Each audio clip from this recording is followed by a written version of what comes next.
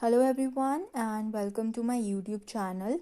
And today I have come up with a new topic that is all about the DNA extraction and purification. Okay, and soon I will be uploading the remaining portion of the DNA replication that I have started. So stay tuned for that.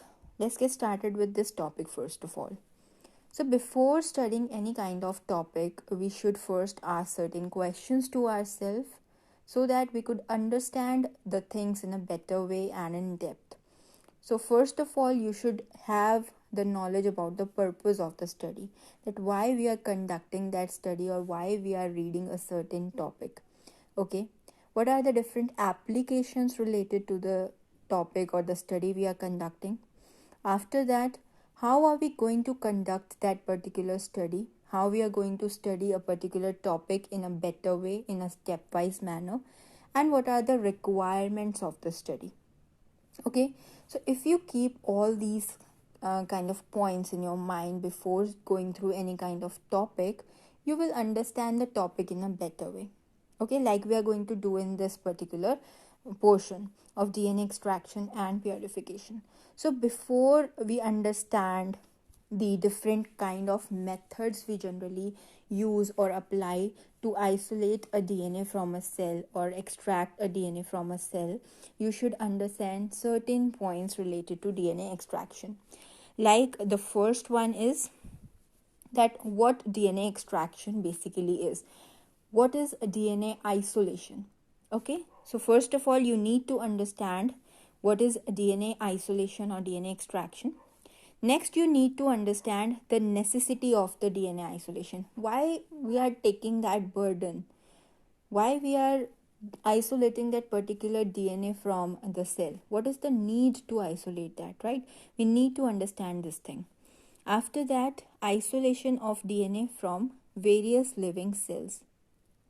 So there are different cells out there from which you can isolate the DNA, not only the animal cell, but you can isolate the DNA from plant cell, from bacterial cell, or from virus, depending upon what kind of study you are undertaking and what kind of research you are undertaking. Depending upon that, you can choose a particular cell and you can isolate the DNA. Next comes the various methods of DNA extraction. So there are multiple methods by which you can isolate a DNA. Not a single method is there. So there are multiple methods. Organic methods are there, inorganic methods are there, physical methods are there. With the help of these methods, you can isolate a DNA and purify it. Okay. Then we will be discussing about each and every method and some basic methods which are used in laboratories nowadays.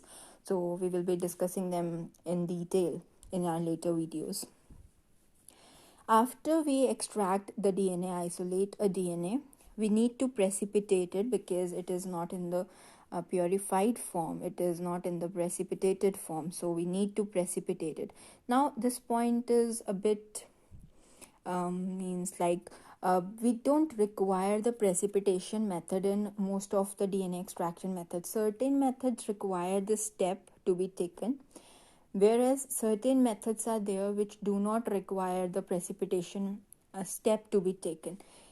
So when we use such kind of methods where we don't require the precipitation step to occur, in those cases we get the DNA in the purified form and we can utilize that DNA in our study directly. So we will be discussing what are those methods with the help of which we can get the DNA directly without any precipitation step. Then the quantitative measurement of the DNA. How can we quantify that what amount of DNA we have extracted or isolated? So the quantitative method we will be discussing. Right? So these are the steps or these are the things that you should keep in your mind before you study the different methods for DNA extraction. Okay? Because DNA extraction, to understand different methods, you should understand the basics first. Okay? After that, we will be discussing in each method there are different chemicals and certain enzymes are used. What are the basic role of those enzymes, functions of those enzymes, why we are using them in the particular step, everything you should be cleared about. Okay, so we will be studying all these in a stepwise manner. So let's get started. First of all, what is DNA extraction? The most basic thing about DNA extraction is to know what it is. So DNA extraction in a layman language, or we can say in general terms, the isolation of the DNA from the cell. Okay, this is what DNA extraction means. But how? Because we all know that nucleic acid or DNA, in this case, nucleic acid can be both DNA and RNA. So we are reading about the DNA extraction here. So we will be focusing on DNA only. So DNA is the nucleic acid which is present inside the nuclear envelope.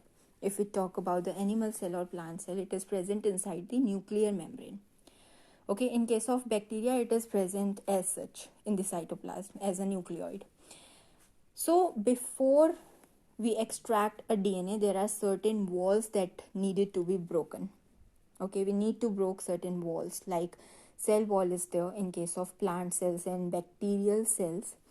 Then cell membrane is there, and in case of animal and plant cells, we have nuclear membrane also. So until and unless we break these walls, we cannot get through our DNA or nucleic acid. So what DNA extraction basically is, if we define it in a proper language, so it is the isolation of the DNA from rest of the organelle by disrupting or breaking the cell wall, cell membrane and nuclear membrane through physical, chemical or enzymatic means is called DNA extraction. Okay, so with the help of different mechanisms like mechanical methods or chemical methods or enzymatic methods, we remove these walls, we disrupt these walls so that ultimately we get through our desired compound, that is DNA. So this disruption or this isolation by disrupting the cell wall, cell membrane and nuclear membrane with the help of certain physical, chemical or enzymatic means, that is called the DNA extraction. Okay. Next is the application of DNA isolation and purification. Why there is need to isolate the DNA. Okay. So nowadays, recombinant DNA technology, it is on peak. Everything is related on this. We are taking the DNA, manipulating it and transferring it to different organisms to get the desired product or to get the optimum product or extraordinary products, right? So for this we are using the DNA. Then DNA cloning, for making clones we are using DNA. For genetic fingerprinting we are using DNA. For paternity test, right? That is what we are using DNA for. Then polymerase chain reaction, for studying the mutagenesis or different kind of diseases, we need this DNA. Forensic investigation and medical diagnosis, for certain disease, to find out certain disease and certain forensic investigations, we require this DNA. Then for certain applications like in DNA sequencing, next generation sequencing, DNA is required. Then in gene therapy and vaccine preparations, we require this DNA, and for certain pharmaceutical products, for the manufacturing of these pharmaceutical products, we require the DNA. So there are multiple number of applications this DNA is serving, depending upon what kind of research or what kind of project you are working on. Okay, so we will be discussing about these applications in detail because these are very vast, but at this moment of time we should be focusing on the DNA extraction. Okay, we will be discussing about these applications later on, but this time there is no need for that. Just the basic knowledge is enough to understand the DNA extraction. Now we are studying that what kind of living cells you can use for the isolation of DNA depending upon the study you are carrying out. So we can have different cells, human cells, animal cells, and from those cells we can extract the DNA. Okay, from different tissues we can extract the DNA. From blood cells we can extract the DNA. Plant tissues and cells are there for DNA extraction. Then bacterial cells can be utilized, and virals. So these cells, all of these cells can be utilized for DNA extraction and isolation depending upon what kind of research you are carrying out. Okay, what is the purpose of your study, right? Depending upon that, you will choose the particular cell. Now, on the basis of what kind of cell you are choosing, different methods are there. The protocol will change accordingly, that you should be using what kind of lysis method to disrupt the walls that we have already talked about, the cell wall and cell membrane and all about that. So depending upon the cell only, you will be choosing the protocol related to that. Now there are different DNA extraction methods. As I've already told you that there are multiple DNA extraction methods you can use. So first of all, there is one organic method, which is also known as phenol chloroform DNA extraction method, and this is a kind of liquid extraction method. Okay, so this extraction method is based on the principle of liquid extraction method. We are going to discuss everything, the principle, the chemicals used in the methods, and the role of those chemicals in detail. Okay, for now, liquid extraction is a kind of extraction in which we use two immiscible liquids, and depending upon the solubility of your compound in those liquid, the isolation will be carried out. Okay, then comes the next method, that is the proteinase DNA extraction method. This is an enzymatic kind of DNA extraction method that we generally use in laboratory nowadays, and it is the best method so far which is being used. Okay, then silica gel based DNA extraction method, that is the column based extraction method, and this is also in use in many labs nowadays. Okay, and this is one of the best methods that is under means work, or will I can say the method which is being carried out in many labs nowadays. This is a kind of solid phase DNA extraction method. This is based on the solid liquid extraction method. In this, the silica gel is the solid phase on which your DNA is going to bind, and later on you can isolate it from that column. It is also called the spin column DNA extraction method. Okay, so we will be discussing about it in detail in our later videos. Then comes the magnetic bead DNA extraction method. After that, the DNA extraction method using anion exchange resins. Okay, this is also known as anion exchange chromatography. So through this also we can extract the DNA. Then comes the cesium chloride density gradient method. So these are certain methods which we utilize generally in the lab for the extraction of DNA and for carrying out different studies related to DNA will be carried out after this. Okay. Next is the overview of how we can isolate the DNA. This is the overview of flow chart which is describing you the steps related to the DNA extraction. So for DNA extraction, you need the cell. The cell could be anything. It could be plant cell, animal cell, bacteria or virus. Okay, so when you have the cell, the first thing you should be doing is to disrupt all the walls. Okay, we have to remove all the restrictions which is hindering us to reach the DNA, right? So for doing that, we have certain methods, certain mechanisms, certain lysis methods. So first of all, we have the mechanical lysis method, then we have chemical lysis method, and then we have enzymatic lysis method, depending upon what kind of cell we are using. So if we are using a plant cell, we all know that plant cell has a cell wall which is very, very rigid. Okay, so it is very much required to remove that cell wall so that we can reach our target. So for removing that cell wall, the rigid cell wall, we require certain mechanical lysis methods. What are these lysis methods? We can use mortar pestle for grinding those tissues of plant, and we can also use liquid nitrogen.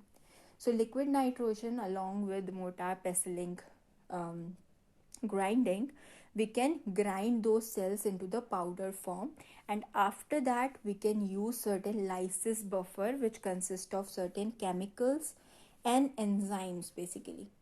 Okay, we will be discussing what lysis buffer is and what chemicals we can use in those lysis buffer. So after you disrupt the cell wall, the lysis buffer, what it will do, it will degrade or disrupt the cell membrane and the nuclear membrane present in the cell. Similarly, if you are using the animal cell, there is no need to do the mechanical lysis because cell membrane can be disrupted with certain chemical or enzymatic methods.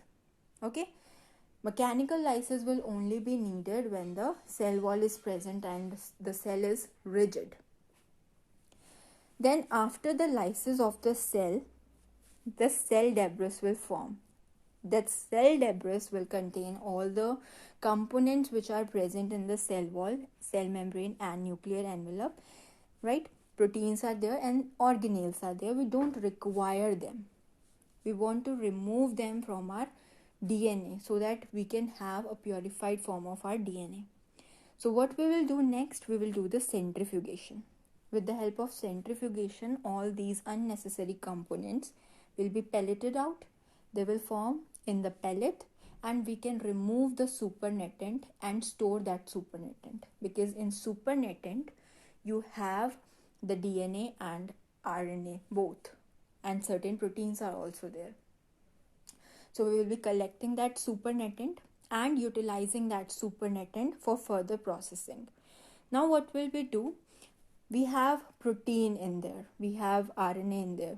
We want to extract our DNA only, right? So for removing those protein and RNA, we will further use certain chemicals. We can use certain enzymes, okay, to remove that protein and to remove the RNA. So for removing RNA, we can use RNAs, and for removing the protein, for degrading the protein, certain chemicals are there. We can use certain detergents like SDS is there. We can use certain enzymes like proteinases are there, and phenol and chloroform we can use, right? Now we have degraded our protein too. What are we left with? DNA. Okay, now it's time to precipitate the DNA. Now I have told you that this precipitation method can be eliminated in certain methods. Okay, so we will be discussing what are those methods in which we can eliminate this precipitation method. So in general we can say that this precipitation method, if we are carrying out a procedure in which we require this precipitation method, so DNA can be precipitated with the help of certain alcohols and ethanol. So alcohol like isopropanol we can use, ethanol we can use, and certain salts are there that will be used for the precipitation of DNA.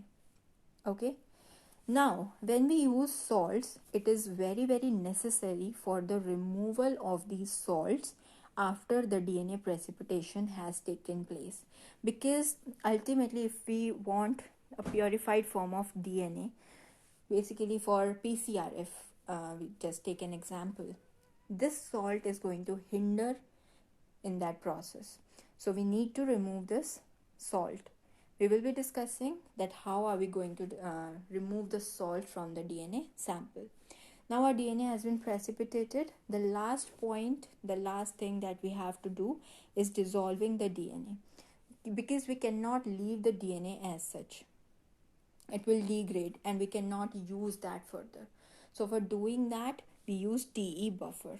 Now what this TE buffer is, this is tris EDTA buffer. This will preserve your DNA. Okay, so this is the basic overview of your DNA extraction. Let's see with the help of a diagram here. So here you can see this is the cell. Now this cell is, it could be a plant cell or the animal cell. If we take it as a plant cell, it will be having a cell wall. Okay, so first of all we need to disrupt this cell wall with the help of certain mechanical lysis methods. After degrading the cell wall, we will be left with the cell membrane and the nuclear envelope. So with the help of certain chemical and enzymatic lysis methods, we can use and we can degrade these cell membrane and nuclear envelope. After all these walls have been degraded, we will be left with the cell organelles, proteins and cell debris, and also your nucleic acid. So lysis buffer will be there, which has certain chemical and enzymes in there, so that we can have this solution over there which has the debris and also the nucleic acid. After that, what will we do? We will be centrifuging it. The debris will be eliminated as a pellet. Supernatant will be collected. Then we will go for protein degradation and RNA degradation. After doing that, we will get the purified form of the DNA. Right? So this is how we are going to obtain a purified form of DNA. So that's it for this particular lesson. In the next lesson, we will be discussing about the different types of DNA extraction methods we can use for the isolation of DNA. Okay, so thank you so much.